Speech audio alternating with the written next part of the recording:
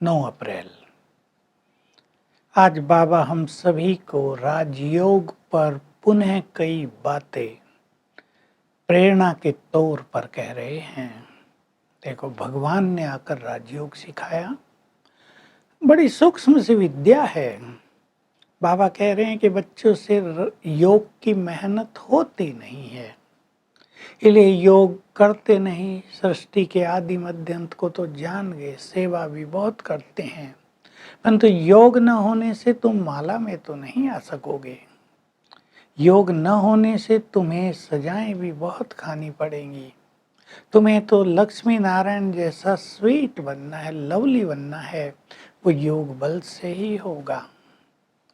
तुम्हारी स्थिति बहुत सुंदर हो जाएगी, तुम विक्रमाजीत हो जाओगे। बार बार आज बाबा हमें योग अच्छा करने की प्रेरणा दे रहे हैं और कह रहे हैं, बच्चे मैं आत्मा हूँ, अति सूक्ष्म हूँ, ये अभ्यास करो।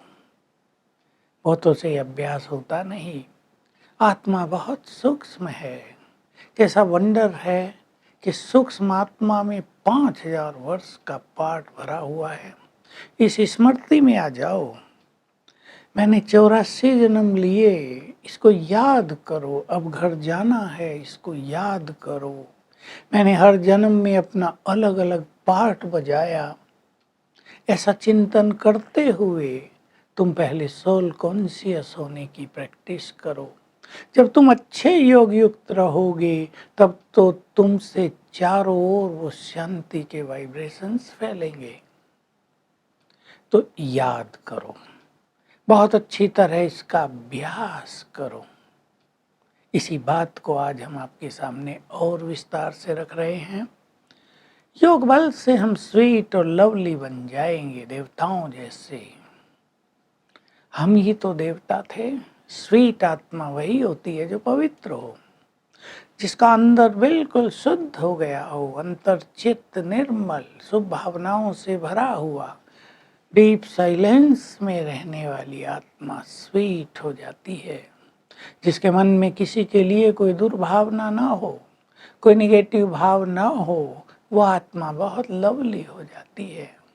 और जब हम देह से न्यारे रहने लगते हैं, देखिए ये शरीरीपन का अभ्यास, सोल कॉन्शियसनेस का अभ्यास हमें देह से न्यारेपन की अनुभूति कराता है। जब हम देह से न्यारे होने लगते हैं तो सबके प्यारे बन जाते हैं, हम लवली हो जाते हैं। ये विषय विकार जिन्होंने आत्मा को तपाया है, कर्म इंद्रियों को जलाया है, ये सब शीतल हो जाते हैं, तो हम लवली बन जाते हैं। इस योग बल से हमारे विकर्म विनाश होते हैं। बाबा बार बार कह रहे हैं, तुम्हें विकर्मों को नष्ट करना है, क्योंकि विकर्मों का बोझ बहुत है। बच्चों को ये पता नहीं चलता कि आत्मा पर बहुत कट चढ़ी हुई है, उसको हमें उतारना है। अगर ये पता चले, मान लो किसी के ऊपर कर्ज बहुत हो और काम धंधा भी उसका हो, तो रात दिन मेहनत करेगा ना, कमा कर कर्ज को उतार दिया जाए। अगर हमें ये पता ही नहीं होगा कि बहुत सारे विकर्म हमारे ऊपर हैं, तो हम मेहनत नहीं करते।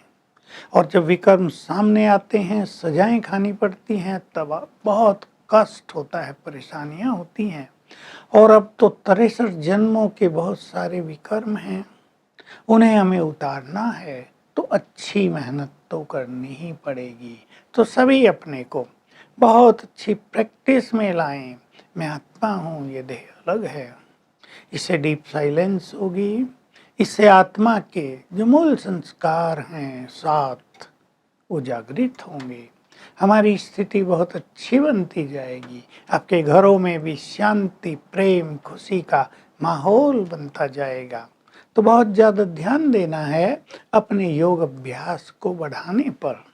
थकते हैं, योग अभ्यास होता नहीं, 2-4 दिन करके छोड़ देते हैं, चार्ट नहीं लिखा जाता। ये करना पड़ेगा।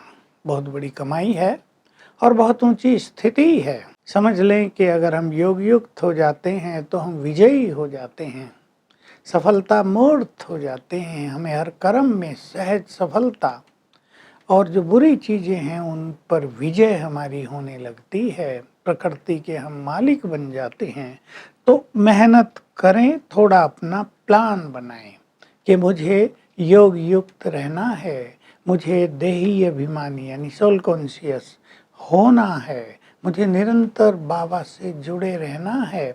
संसार की बहुत चीज़ें हैं, बाबा कह रहे हैं कि बहुत सारे आकर्षण हैं, बहुत सारी बातें हैं जो बुद्धि योग को भटकाती हैं, बुद्धि योग को तोड़ती हैं।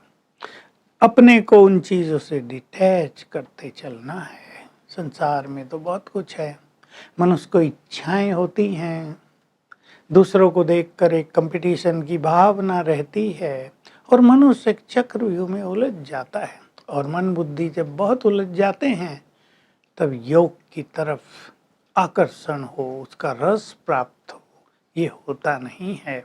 तो बाबा की बहुत अच्छी प्रेरणाएं हैं हम सब के लिए। बाबा हमें ऐसा देखना चाहता है, मेरे बच्चे कोई सजा ना खाएं, मेरे बच्चे बहुत स्वीट और लवली बन जाएं, संसार देखे और कहे सचमुच ये तो भगवान के बच्चे हैं, इनको भगवान ने पढ़ाया है, उसने गाइड किया है। तो थोड़ा प्लान बनाएंगे, सवेरे उठकर अच्छा योग कर लें, ध्यान दें, थके नहीं, टाइम पे सोएंगे तो सवेरे उठना इजी होगा। भोजन पे ध्यान दें, हमारा भोजन बहुत सात्विक और लाइट होना चाहिए, तो शरीर भारी नहीं होगा, बुद्धि हल्की रहेगी और हम योग युक्त हो सकेंगे। दिन में भी कर्म करते हुए हमें कोई ना कोई प्रैक्टिस चालू रखनी चाहिए। हमारी सारी प्रैक्टिस सिंपल हैं, लेकिन केवल करने की बात है, अटेंशन देने की बात है और ये समझने की बात है कि अगर हम योग अभ्यास करते हैं तो हमारी कार्य शक्ति बहुत बढ़ जाती है, काम सहज होंगे, सफल होंगे। इसलिए जितना महत्व कर्म को दिया जा रहा है उतना ही महत्व योग को भी दें। वरदान है सच्चाई और सफाई के द्वारा समीपता का अनुभव करने वाले। समीपता किसकी? भगवान की। संपूर्ण मूर्त बनो। तो भगवान को सच्चाई और सफाई बहुत प्रिय है। सफाई बाहरी नहीं, बुद्धि की सफाई, मन की सफाई, संस्कार स्वच्छ और सच्चाई भी। जो कुछ हम हैं वो बाबा के सामने, ये नहीं अंदर एक बाहर दूसरा। तो बाबा कह रहे हैं कि जो स्वच्छ होते हैं, देखो दर्पण स्वच्छ हो तो सब कुछ क्लियर दिखता है ना। तो हम भी जितने सच्चे और साफ बनेंगे बहुत क्लियर होंगे, सब कुछ हमें दिखाई देगा, बाबा के समीप पहुंचेंगे। इससे हम स्वभाव संस्कार को भी मिला सकेंगे। स्लोगन है, बिगड़े हुए को सुधारना यही बड़ी सेवा है। तो आज सारा दिन हम कोशिश करेंगे योग युक्त रहने की। 3-4 बातें ले लें। बाबा मेरे साथ है, ज्ञान सूर्य आंखों के सम्मुख है, मैं आत्मा इस तन में अवतरित हुई हूँ, मैं फरिश्ता हूँ। ये 4 बातें सारा दिन अभ्यास करेंगे तो निरंतर योग युक्त रहने का अच्छा अनुभव होगा। ओम शांति।